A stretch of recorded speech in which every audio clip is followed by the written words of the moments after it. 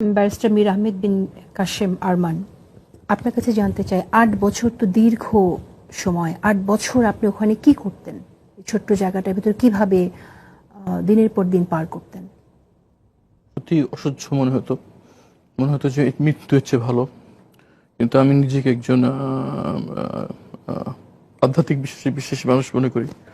আমি যখন বুঝতে পারলাম যে আমি অপহরণের শিকার হয়েছে, হয়তো আমি এখান থেকে জীবিত বেরোতে পারবো না, তখন আমি নিজেকে বলতাম, দুনিয়াটা যখন চলে গেল, যতটুকু সম্ভব আমি আমার পরকালের অ্যাকাউন্টটা যেন ভারী করে যেতে পারি। আমি চেষ্টা করেছি যতটুকু সম্ভব ইবাদতবন্দিকে সময় কাটানোর জন্য। বারবার তাদেরকে আকুল আবেদন করতাম যে একটা ঘুরি দেন, যাতে নামাজটা পড়তে পারি সময় মতো। আর যদি কিছু না দেন, কথায় বলি মনে হয় যে আপনারা মুসলমান, আমি মুসলমান, একটা ক্রস শিখ দেন, আল্লাহকে যদি ডাকতে পারে। বললে দেওয়া যাবে না আদেশ। যদি যদি রাখতে চান তাহলে রাখার আমি বলতাম হতাশ হয়ে, যে রাখতে চান রাখার উপকরণ দেন, আর নাহলে মেরে ফেলেন। এভাবে রাখা, বেঁচে থাকা আমাদের যে মৃত্যু চেয়ে কষ্টের। আমি বলতে পারি যে একমাত্র আমার আধ্যাত্মিক বিশ্বাসই আমাকে বাঁচিয়ে রেখেছে। যখন বের হলেন তখন কি মনে হলো? প্রথমে যখন আমাকে বের করছে তখন আমি তাহাজ্জুদ নামাজ পড়ছিলাম, অনুমান করে যে শেষ রাতে হতে পারে। ওই সময়টা নর্মালি যারা প্রহরী তারা ঘুমায় এবং নর্মালি আমাদেরকে বিরক্ত করে না। এমন সময় নামাজ পড়ছিলাম, এমন সময় 10-12 জন আমার সেল ঢুকে গেল। ঢুকে আমাকে বললো, কড়া কণ্ঠে বললো যে নামাজ শেষ করেন তাড়াতাড়ি। নর্মালি এটা তারা করে না, করতো না আগে। আমি তাড়াতাড়ি নামাজ শেষ করলাম। তারা আমাকে চোখ বাঁধতো যে জিনিসটা দিয়ে, সেটা ছিল সোয়েট রেজিস্ট্যান্ট ফেব্রিক টাইপের এক ধরনের, যেটা ইউজুয়ালি সিকিউরিটি ফোর্সের ইউনিফর্মে ব্যবহার করা হয়। সেটা খুলে তারা আমাকে গামছা দিয়ে চোখ বাঁধলো, গামছা দিয়ে হাত বাঁধলো, বের করে তারা আমাকে বের করে নিয়ে চলে গেল।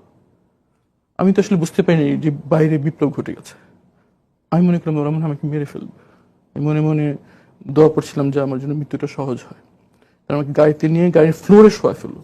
আমার উপরে দুজন বসলো, আমার গায়ের উপর বসে গাড়ি চলা শুরু করলো। চলতে চলতে চলতে চলতে শেষ মুহূর্তে একটা জায়গায় যে তারা আমাকে জিজ্ঞেস করলো, গাড়ি থেমে গেলো, আমাকে বসানো হলো, জিজ্ঞেস করলো আমরা কারা। আমি বললাম, আমি অস্বীকার করলাম, কারণ আমি তো স্বীকার করার সুযোগ নেই। তারা বললো যে আপনি একদিন কোথায় ছিলেন। আমি বললাম আমার জানা নেই। তখন একটা কথা বললো যেটা আমার মুখে ধাক্কা লাগলো, বললো সবাইকে এটাই বলবেন। তখন আমার কাছে মনে হলো মনে হয় আমাকে মারবে না, কারণ মারলে তো এই কথা বলার প্রশ্ন আসে না। আমি একটা ধাক্কা খেলাম, আমি পড়ে গেলাম, গাড়ি চলে গেল। তখন আমি মনে হচ্ছিল যখন একটা গুলির আওয়াজ শুনবো আর সব শেষ হয়ে যাবে। মনে সূরা ইয়াসিন পড়ছিলাম, সূরা ইয়াসিন পড়লে মৃত্যু সহজ হয়। সেই মৃত্যুর জন্য ওয়েট করছিলাম, কিন্তু দেখলাম যে কিছু আওয়াজ নাই, কিছু নাই, ঝিঝি পোকার আওয়াজ শুনতে পাচ্ছি। তখন অনেকক্ষণ পর অনেক সাহস করে একটু হাতটা দিয়ে চোখটা করার চেষ্টা করলাম। দেখলাম যে এমনভাবে করেছে আমি খুলে ফেলতে পারলাম। খুলে দেখলাম যে আমি একটা অন্ধকার প্রান্তে দাঁড়িয়ে আছি, পিছনে জঙ্গল আর সামনে অন্ধকার। আর আমি যেটা পরে আপনার ডাক্তার বলেছিল, আমার অপুষ্টির কারণে আমার 2 চোখে ছানি পড়ে গিয়েছিল। আমি সব ঘোলা দেখছিলাম। দূরে একটি অল্প আলো টিম টিম করে জ্বলছে, আমি দেখতে পাচ্ছিলাম। তো আমি আলোর দিকে হাঁটা শুরু করলাম। হেঁটে যে অনেক দূর হাঁটার পর কাছে যে দিলাম, এটা একটা কনস্ট্রাকশন সাইট। ওখানে একটা সাইনবোর্ড লেখা, সেখানে লেখা দিয়াবাড়ি উত্তরা। এই আমি বুঝতে পারলাম আমি এখানে আছি। আমি কিন্তু তখনও আমি জানতে পারিনি যে আমি বাইরে বিপ্লব ঘটে গেছে। আমি তখন বলতে পারছিলাম না আমার আমার পরিচয় কি। আমি অনেক বললাম যে আমার ফোন টোন সব চুরি হয়ে গেছে, আমার বাসায় মিরপুর, আমি কিভাবে যাবো। তো বলে ওদিক যান, যেতে থাকেন আর কি। তো ওখানে যেয়ে আমি একটা মসজিদে যাই। তখন ফজর আজান হয়ে কাছাকাছি, ওদিকে যে থাকতে থাকতে আমি ওই যে একটা জায়গা আছে এখানে রাস্তা খালি প্লট, ওই জায়গাটা পেয়ে গেলাম, ওটা আমার পরিচিত। তারপর হাঁটতে হাঁটতে আমি হাঁটতে থাকি। তখন কিছুক্ষণ পর আমি দেখলাম যে একটা বড় জায়গায় সাইনে লেখা মেট্রো রেল স্টেশন। আমি জানতাম না যে হয়ে গেছে মেট্রো রেল। এবং তখন ফজর আজান হয়। আমি সবজি বিক্রেতা হেঁটে যাচ্ছে, তাদেরকে আমি জিজ্ঞেস করলাম যে আজানটা কোন দিকে। তারা মসজিদ দেখে গেল। আমি মসজিদে যেয়ে দেখলাম যে 15 নম্বর সেক্টর জামে মসজিদ। সেখানে নামাজ পড়লাম, মনে মনে খুব বিরাট কষ্ট। কারণ আমি তো জানি যে এখন স্বৈরশাসক চলছে, আমার পরিচয় দিলে আমার কোন বিপদ আসে, এই ভয়ে আমি আমার পরিচয় দিতে পারছিলাম না। আমার ফোন নাম্বার এতদিন দীর্ঘদিন মনে নেই কিছু আমার। তো আমি অনেক নামাজ পড়ে অনেক সাহস নিয়ে ইমাম সাহেবের সাথে গেলাম। উত্তরা যেহেতু বুঝতে পেরেছি, উত্তরা একটি অলাভজনক একটি প্রতিষ্ঠান, একটি হাসপাতাল ছিল, যেটা আমার পিতা প্রতিষ্ঠা করে দিয়ে গেছেন। তো আমার অনেক মানে আল্লাহ মানে আমার ইয়ে হলো যে উঠে গেলে হয়তো লোকজন আমাকে চিনতে পারবে। আমি ইমাম সাহেবকে যে বললাম যে ভাই আমি তো সব চিন্তা হয়ে গেছে, উত্তরায় একটু হাসপাতালটার পাশে আমার আত্মীয় থাকে, আমাকে নিয়ে যাবে নাকি। তো উনি আমাকে হাসপাতালে নিয়ে গেলেন। হাসপাতালের লোকজন, আমি একটু ময়লা লুঙ্গি পরা ছিলাম, ছেঁড়া গেঞ্জি গায়ে ছিল, গায়ে গামছা যেটাতে চোখ ভিতরে গায়ে পড়া ছিল, তারা আমাকে ঢুকতে দিচ্ছে না। বলছে যে কি কি দরকার, বলে একটু কথা বলা দরকার, বড় স্যার কেউ আছে নাকি? বলে বড় স্যার তখন তো ভোরের সময়, বলছে 9টার দিকে আসবে, দূরে যান।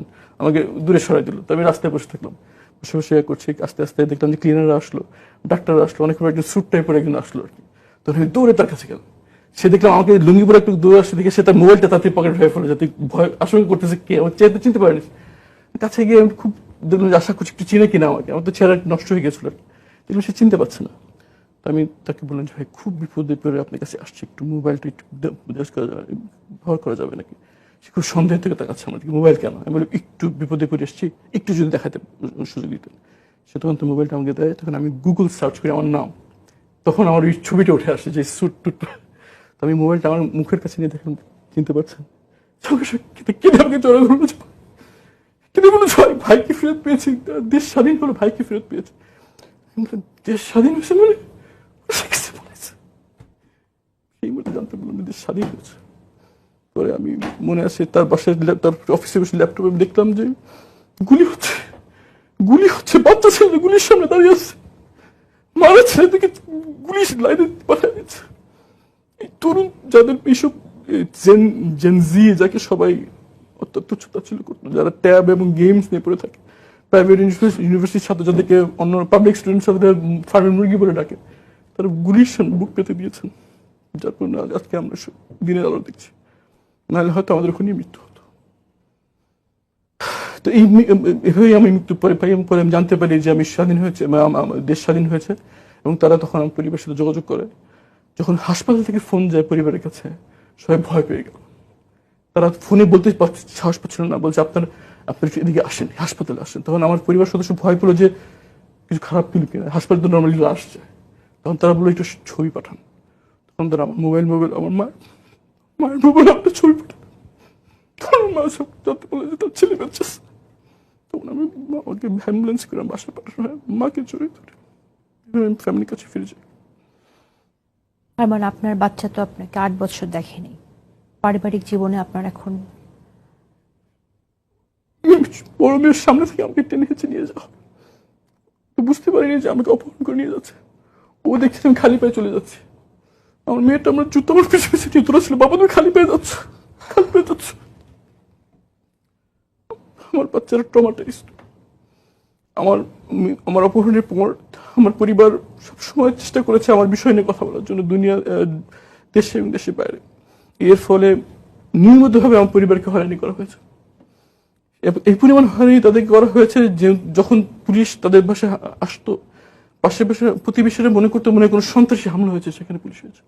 আপনারা সবাই জানেন যে যখন টিউলিপ সিদ্দিকীকে প্রশ্ন করে আমার ব্যাপারে, তখন এই পরিমাণ পুলিশ আমার বাসায় এসেছিল, আশেপাশে সব লোকজন বলেছে যে আমরা মনে করছি এখানে মনে কোনো জঙ্গি ধরা পড়েছে, এই জন্য এই পরিমাণ তারা এসেছিল। তাদের হয়রানির ফলে আমাদের প্রত্যেক সম্পত্তি থেকে আমাদেরকে পালিয়ে যেতে হয়, এবং তারা অন্যত্র থাকতে বাধ্য হয়। আমি, আমার পরিবার, আমার সন্তানরা সবাই ট্রমাটাইজড। আমার বাচ্চারা স্কুলে গার্ড থেকে ভয় পায়। আমার মেয়েরা ঘুমিয়ে কেঁদে উঠে যে বাবাকে নিয়ে গেছে, মাকেও নিয়ে যাবে, আমরা এতিমখানায় থাকবো। এই দুঃস্বপ্ন আমার বাচ্চারা থেকে। এটি শুধু একটি না, এই গুম, এই আয়নাঘর, এই এনফোর্স ডিসঅ্যাপিয়ারেন্স শুধু একটি জীবন না, এটি শত শত জীবনের কান্নার কথা, হাজার হাজার স্বপ্ন ধ্বংস হওয়ার কথা, এবং একটি জাতির সত্তার সারা বিশ্বের কাছে কলঙ্কিত হয়